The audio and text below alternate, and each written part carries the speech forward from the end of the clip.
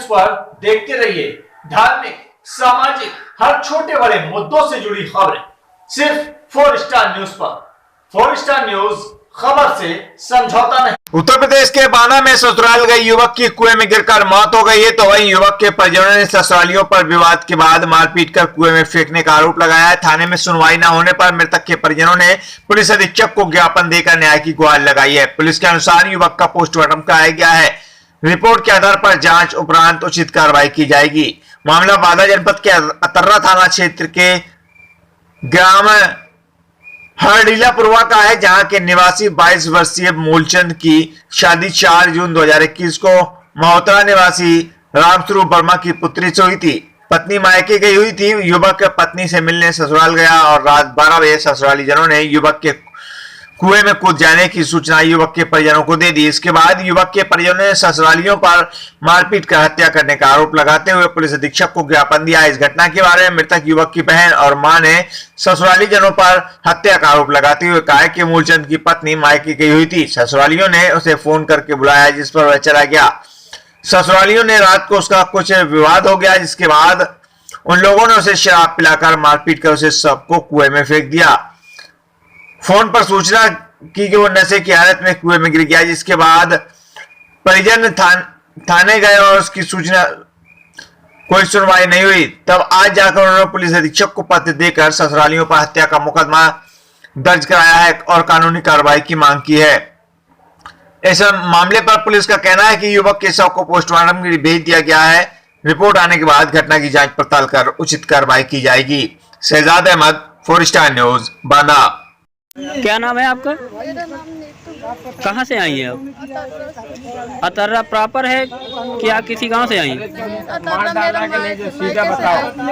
तो किस तरह की समस्या को लेकर आज यहाँ आई? कल उसकी घर वाली ने फोन करके बुलाया ससुराल पे जी, उस लेके गए, उसका भाई लेके आया। मालूम नहीं मेरे भाई को कैसे मारा।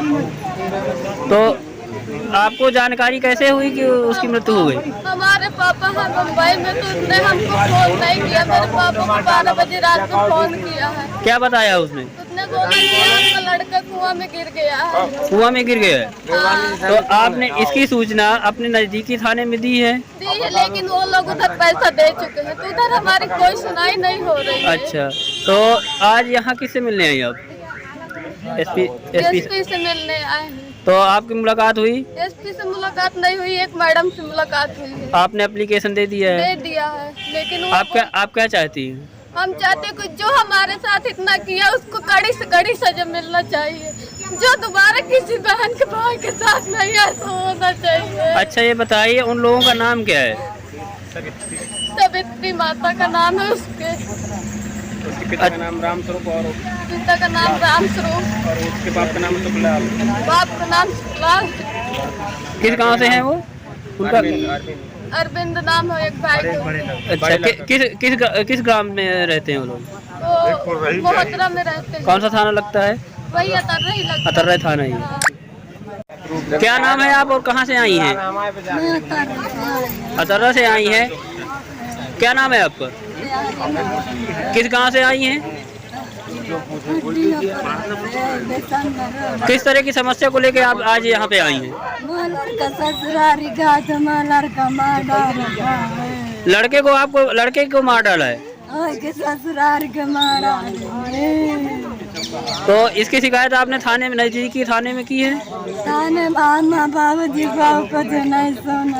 नहीं सुन रहे, तो आज यहाँ किससे मिलने आई आप? आज यहाँ किससे मिलने आई हैं आप? एसपी साहब से?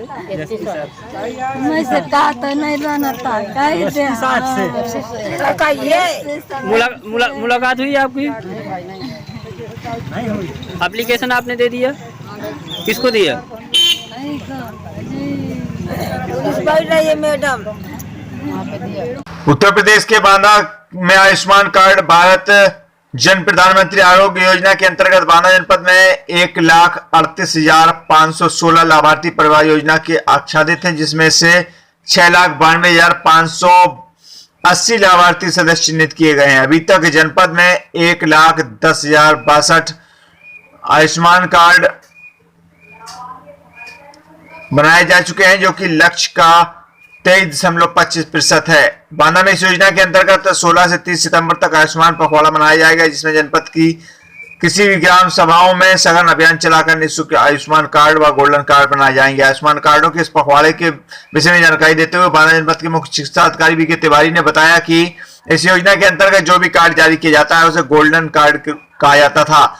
अब उसी कार्ड का नाम आयुष्मान कार्ड रख दिया गया। अब ये कार्ड निःशुल्क बनाए जाएंगे।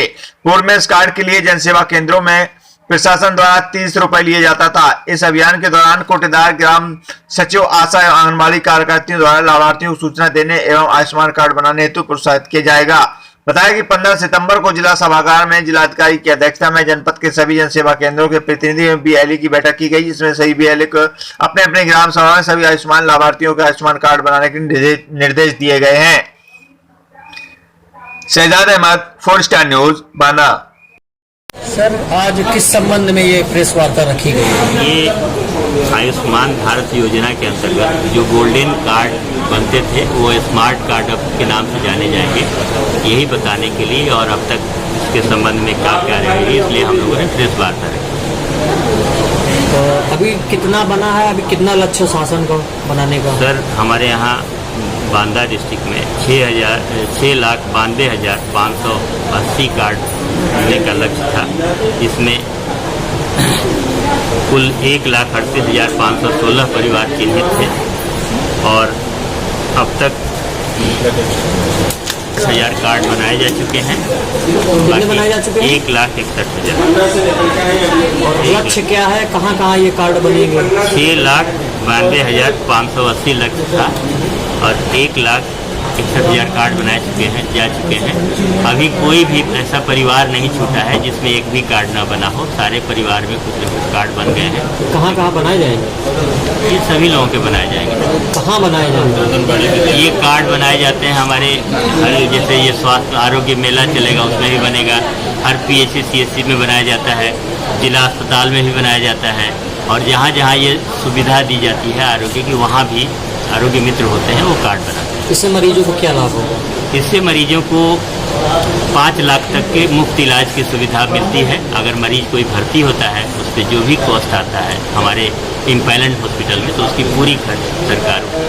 जैसे प्राइवेट संचालक कह देते हैं कि प्राइवेट जो अपना अस्पताल है वो कह देते हैं कि हम इसमें नहीं भर्ती करेंगे, उनको कुछ पेमेंट से समस्या आती है। ऐसा कहते हैं तो हम उनको डी इम्पैनल कर देंगे, ऐसा नहीं कर सकते। उनको ऐसा कहने का कोई राइट नहीं है। अगर वो अस्पताल इम्पैलेंट है, हमारे यहाँ से रजिस्टर्ड है आयुष्मान के लिए, तो उसको भर्ती करना ही है। अगर ऐसा कोई कहता है तो उसकी शिकायतें हमारे पास आएगी तो हम उसके खिलाफ कार्रवाई करेंगे। Thank you. उत्तर प्रदेश का बांदा जिला चिकित्सालय हमेशा से ही अपनी लापरवाही के लिए जाना जाता है। एक बार फिर अस्पताल कर्मियों की लापरवाही और संवेदनहीनता देखने को मिली है, जहां आज मरीज की बोतल चलने के दौरान खून आने और दूसरे मरीज की बोतल चलने के दौरान बाथरूम जाने के लिए ड्रिप हटाने की स्टाफ नर्स को जानकारी देने के बाद भी वह अपनी कुर्सी से नहीं उठी। अस्पताल में मौजूद पत्रकारों द्वारा निवेदन करने पर नर्स पत्रकारों से भी अभद्र व्यवहार करने से पीछे नहीं हटी। मामले की जानकारी CMS को दी गई, जिस पर उन्होंने कार्रवाई का आश्वासन देकर मामले से कन्नी काट ली। मामला बांदा जनपद के जिला अस्पताल का है, जहां हमेशा से ही अस्पताल लापरवाही की वजह से सुर्खियों में रहता है। तभी अस्पताल कर्मियों की लापरवाही के चलते मरीज के तीमारदारों से मारपीट की तो कभी स्वास्थ्य कर्मियों की संवेदनहीनता देखने को मिलती है। आज बांदा जिला चिकित्सालय में के ट्रामा सेंटर में भर्ती एक मरीज के बोतल चल रही थी, तभी उसको बाथरूम जाना था, जिस पर मरीज के परिजनों ने मौजूद नर्स से ड्रिप हटाने को कहा। तो वहीं दूसरी तरफ अन्य महिला मरीज के बोतल चलने के दौरान ड्रिप से खून आना शुरू हो गया। इस पर मरीज के तीमारदारों ने नर्स को बताया। मरीज के तीमारदारों ने कई बार कहने पर भी मौजूद स्टाफ नर्स व अन्य स्वास्थ्यकर्मी अपनी कुर्सी से नहीं हिले। तब अस्पताल में मौजूद कुछ पत्रकारों ने नर्स से अपने कार्य को करने को कहा, जिस पर पत्रकारों पर भड़क गई और अभद्र व्यवहार पर उतर आई। अस्पताल में मौजूद मरीज की तीमारदार महिला ने बताया कि उनकी बेटी की भर्ती है, जिसके बोतल चलने के दौरान ड्रिप से खून आ रहा था। वह कई बार नर्स के पास गई और उसकी कुर्सी से नहीं उठी। पत्रकारों के कहने पर नर्स उठकर आई। पत्रकारों द्वारा जब मामले की सूचना CMS उदयभान को दी गई तो उस पर उन्होंने पत्रकारों और मरीजों के तीमारदारों को आश्वासन देते हुए कहा कि नर्स पर कार्रवाई की जाएगी। Shahzad Ahmed, 4 star news, Banda.